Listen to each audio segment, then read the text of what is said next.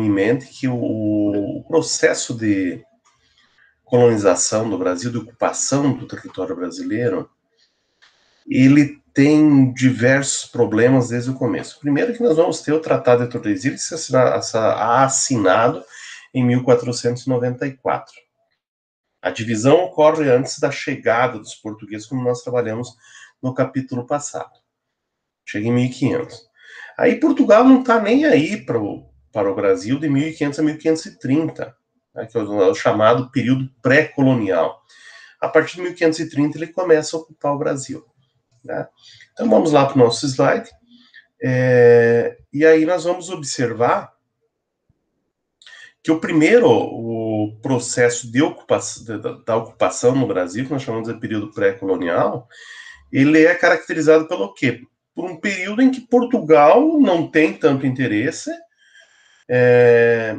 Eles começam o quê? Eles começam um processo de reconhecimento.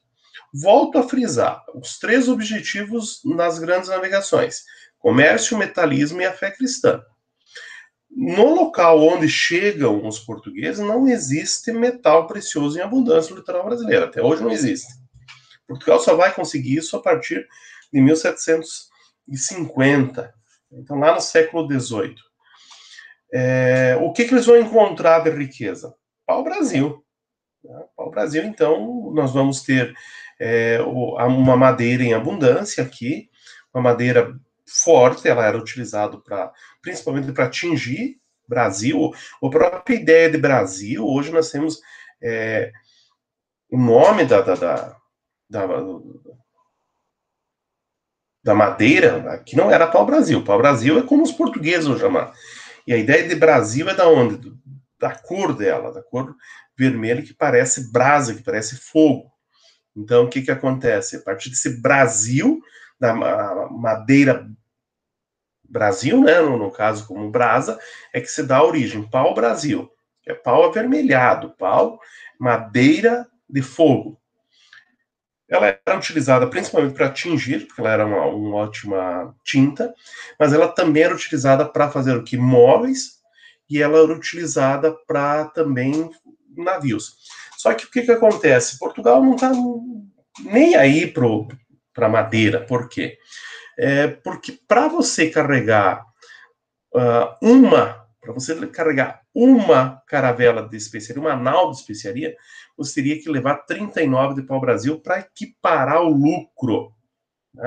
E olha só, você vai carregar pimenta, canela, gengibre numa moscada, numa caravela, é muito mais fácil de tu tirar, de você fazer todo o processo, a logística, do que se carregar madeira, né? Mas, se tu vai voltar vazio, então você traz consigo madeira. E como que eles fazem isso? Através do escambo. Né? O conceito de escambo é que é uma troca de mercadoria. Só que observe que aqui nós temos que levar em conta um processo de mentalidade do nativo e do português. O português ele já tem um objetivo capitalista. Tanto é que essa charge ela nos traz uma característica importantíssima. Embora seja uma charge, ela nos traz uma realidade muito grande. Você trocava madeira pelo quê? Você trocava madeira por espelho, por anzol, por machado, por bugigangas, o que o português chamava de bugigangas. É como, por exemplo, nós fôssemos numa lojinha ali do 10 reais e comprasse um monte de bugiganga. Quem não conhece, quem não sabe a qualidade de lá, vai ficar faceiro. Né? E quem sabe fica mais faceiro, porque trocava uma madeira que ele ganhava muito para vender na Europa por quinquilharias, por bugigangas aqui. Observe que um aqui está trazendo uma ideia de ouro, está trazendo uma ideia de valor, mas basicamente aqui não se tem tanto ouro no território brasileiro, mas pequena quantidade tem, você troca por espelho. Então, tem que ver esse lado aí de como que esse português tem uma mentalidade capitalista, enquanto o nativo ele não tem essa lógica capitalista, até porque o modelo de organização econômica era um comunismo primitivo aqui. Então, a partir desse processo de dominação, nós vamos ter o quê? Nós vamos ter essas trocas. E o português vai ter muito lucro, mas nem comparado ao lucro com o comércio de especiarias. Então, são uma maneira que ele tem de estar ocupando o litoral brasileiro, marcando, e aí quando o professor fala marcando, era trazendo pedaços enormes de madeira mesmo, né, de madeira não, de pedra, onde estava talhado lá a representação do reino de Portugal. Então essas terras eram portuguesas, a partir da ideia de que eles eram iluminados por Deus dentro do Tratado de Tordesilhas para ocupar as terras novas. Quem está aqui que fica em segundo plano tem que aceitar essa dominação por ser considerado inferior. Então marcava esse território, ia ocupando, trocava muito dessa madeira, essas bugigangas, né, e gerava um certo lucro, mas nem comparado ao que era com Portugal, né, essas quinquilharias. Então esse escambo ele adquire uma ideia muito de quê? De dominação mesmo, começa por aí. Então até 1530 Portugal não vai ocupar, de fato. Portugal não tinha. O território português é 92 vezes menor que o território do que hoje nós sabemos que eram as terras portuguesas no Brasil. Né? A partir de 1530, nós vamos ver depois que tem 3 fatores que levam aqui a uma mudança na ideia de Portugal com relação ao Brasil. Então, o pré-colonial vai de 1500 a 1530. A partir de 1530, nós chamamos de colônia mesmo, quando Portugal resolve ocupar o Brasil e aí não tem grana para ocupar o Brasil. Ele começa um empreendimento privado. Esse empreendimento privado vai chamar de capitanias hereditárias. Então, Dom João III encaminhou Martim Afonso de Souza, 1530, para usar uma expedição colonizadora no litoral brasileiro. A finalidade foi estabelecer vilas e dividir o território para os donatários, pessoas que recebiam, que eram donos, entre aspas, da terra, porque a terra pertencia ao reino, mas ele administrava as terras que recebiam, exploravam, cultivavam a cana-de-açúcar, que não é novo, Portugal já tem, só que a cana-de-açúcar gerava o açúcar, que é considerado uma especiaria. Dava muito lucro para Portugal. Né? E a partir dali, então, o que ele faz? Ele funda as capitanias hereditárias. Posteriormente, nós temos o mapa ali, vocês vão ver que são 15 capitanias hereditárias. Eu já vou lá no mapa porque observe aqui, ó. O Tratado de Tordesilhas dividia as terras, tá? Então, entre Belém, Laguna, terras a leste de Portugal, oeste da Espanha, e a partir disso aí se dividiu o Brasil em 15 lotes. Tá? Alguns donatários recebem 2 lotes. Santa Catarina, que é só para a gente se observar aqui, ó, Santa Catarina, nossa parte aqui do oeste seria espanhola. A Santa Catarina, aqui é a capitania de Santana, bem ao sul. Ela tem uma importância geoestratégica fundamental. Ela não tem uma importância para a exploração, mas geoestrategicamente ela é fantástica do ponto de vista da ocupação.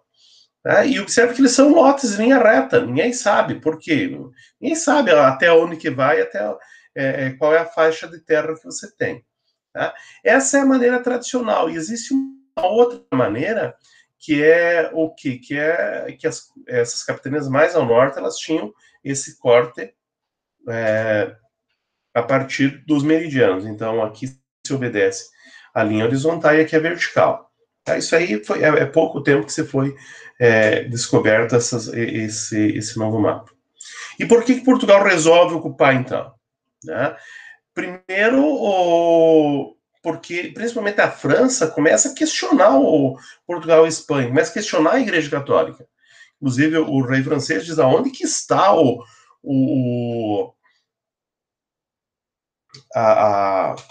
a divisão aí, aonde que está aonde que Adão deixou escrito aí que as terras descobertas ou a descobrir são só portuguesas, não só espanholas. Então se começa a questionar essa divisão. Por outro lado, Portugal não encontra ouro, mas a Espanha, logo que encontra ouro, em 1519, o Cortés consegue dominar os astecas, e aí uma grande quantidade de ouro vai para a Espanha. E aí Portugal começa a questionar, se nas terras espanholas tem tanto ouro, então vamos ocupar, porque nas terras também tem ouro e prata, né? Lembrar que a Espanha começa com o México, e depois ela descobre Potosí, que é a montanha de prata. Então, Portugal começa, peraí, tem alguma coisa. E com o decorrer de 30 anos aí, outros povos também descobriram o caminho para as Índias, foi restabelecido o comércio com algumas nações na região do Oriente Médio, então as especiarias do Oriente começam a perder o valor. Então aí se funda o quê? Se funda as capitanias hereditárias. Só que elas não dão certo, gente. Elas não dão certo por quê? Tá? Detalhe muito importante, que é muito cobrado, somente duas prosperaram no que Portugal queria, Pernambuco e São Vicente. Por que elas não deram certo? Primeiro porque é um empreendimento de risco. Quem quisesse vir para o Brasil, ele tinha que pegar sua fortuna, sua grana, ou contrair um empréstimo, fundar aqui no engenho para explorar. Só que é sertão, não existe dentro da lógica europeia civilização aqui.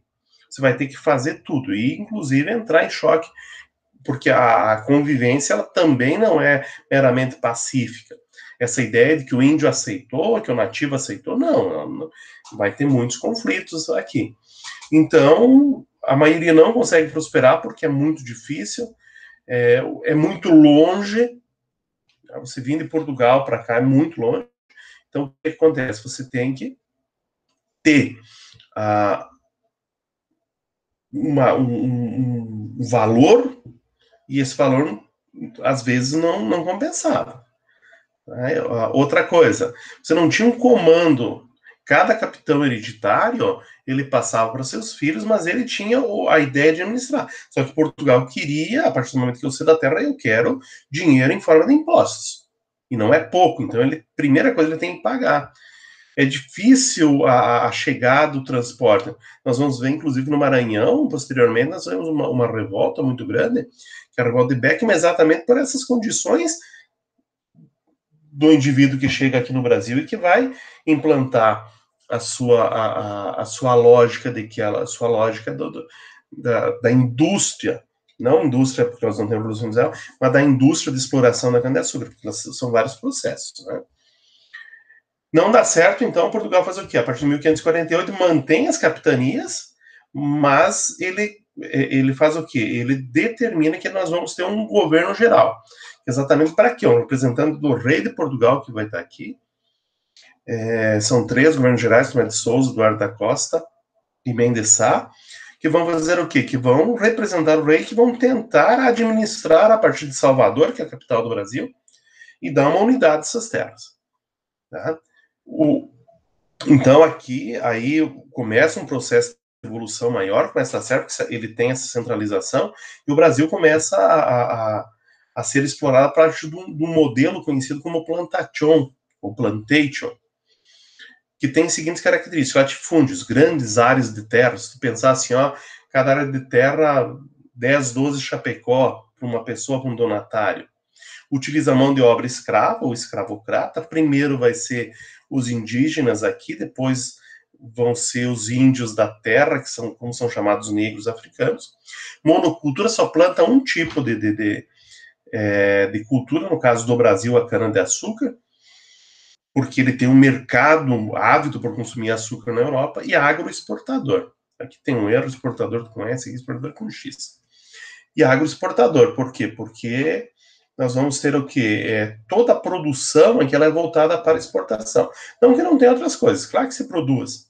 Vai ter gado, vai ter fumo, vai ter milho, trigo, mandioca, vai se produzir algumas coisas, mas essa produção, o objetivo principal é a cana-de-açúcar. Portugal quer açúcar, tá? Quer seus derivados também, porque vai surgir depois a cachaça, vai surgir o melaço, vai surgir o melado, e tudo isso vai enriquecer os europeus. Então, há uma mudança nessa concepção. E aí o Brasil começa a se desenvolver. Na América Espanhola, observe que a América Espanhola ela é muito maior que o continente, praticamente um continente, ela é maior que o Brasil. Mas para isso, nós vamos então, para não ficar muito longo aqui o vídeo de vocês, a gente faz uma pausa aqui e no retorno voltamos então com a América Espanhola.